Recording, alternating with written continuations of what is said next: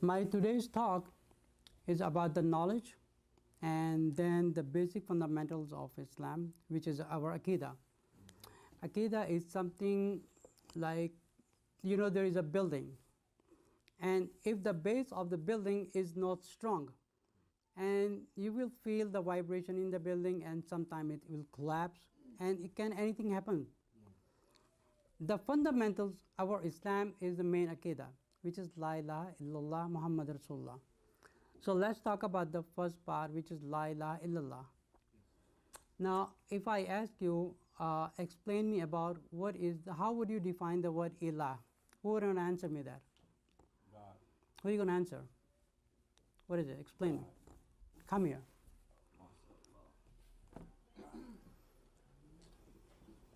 Come on, say in the mic. What is the meaning of ilah? How would you define what ilah means? When you say La ilaha illallah, so define me, say some few words about ilah. When I think of ilah. Say in the mic, man. When I think of I'm not ilah. going to bite you. Assalamu alaikum wa rahmatullah. When I think of ilah, I think of God, but I think of specifically one God. Speak loud, speak loud. I'm just talking about, okay, the first part is La ilaha illallah. So what is this word? Ilah means in the first part of the first part. God. Ilah. God. What do you mean by God? Creator. It doesn't say Allah. I'm talking about the ilah, the word ilah. In the word La ilaha. So define me the word ilah means. I'm not sure. I'm not sure. I know La ilaha, La is no, is negative. There is no God but one Allah, Yeah. and then Muhammad sallallahu alaihi wasallam is the messenger. Yes, Right. sir. Okay, go ahead. Take a seat. Who's next? Who's going to answer me that? That's the basic things I'm asking about Islam. The basic thing. That's even a first part and the first part of the first part. Who's going to answer me that?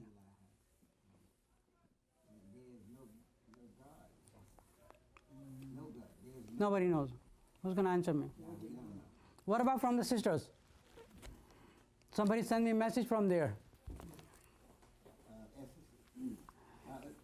Khadija. Come on, anyone, and take a guess. Take a guess. Khadija. What about ilah? What that mean? What does ilah means? I'm not talking about Allah. I'm talking about the word ilah means in Allah ilaha. Absolutely. No, come on, don't look at the Google. No, keep the Google down. Don't even trust Google. Okay, nobody wants to answer me. Okay, the word ilah means it can be anything. It could be human. It could be a bottle of water. It could be a mic. Like any creation could be ilah. The ilah means when you love someone. Let's say I love this bottle. I love the bottle so much. I'm reaching my extreme. I'm going my extremist. I'm going more ahead, more than expected. I love this bottle more than anyone else. So what is this? This is my ilah. This is my ilah. Okay, let's say I have a pet. I have a dog. I have a cat. I'm going to die without my cat. I'm going to die without my dog. I can't live. I love my girlfriend. I love my boyfriend. You're reaching your limit. You're reaching it. That's like you can't even live without it. That's what ilah means. It could be anything. You obey someone. Like let's say back in our countries, like in India, Pakistan. Like these people, they respect their elders. They just follow them. Whatever they say, they do it. And they say, no. They have done like maybe 20 Hajj, and they have a lot of barakah in their hands. They have the blessings, but they made them ilah. So that means they forget about Allah is up there in the heaven. So that's what it says in the first kalima, La ilaha. That says, oh God. So the whole kalima has two meanings. The first thing is that I believe there is only one God. There is only one creator, and there is only one sustainer, alone by himself. There is no one thing else. Like who's feeding you? It's alone up there in the heaven. You got a question? Yeah. You have to speak loud. I have. Come here. Of opinion. The word in law in the Semitic language means a God. When we talk about Allah, A-L is a definite article, like in the English, it means the. In law means God. In the Hebrew, which also is a Semitic language, they use lo, and they say Elohim. And Elohim could be singular or it could be double. But the word with the O or R starts in the same makhrij as in the throat. So when you say law, you're talking about God. There is no God but Allah. That's the way we define it, right? All right, thank you very much. There is no God but Allah. Yeah, hold on a second. So when we say La ilaha illallah, the ill in front of it is talking about there is no God but God. So that's our definition of it.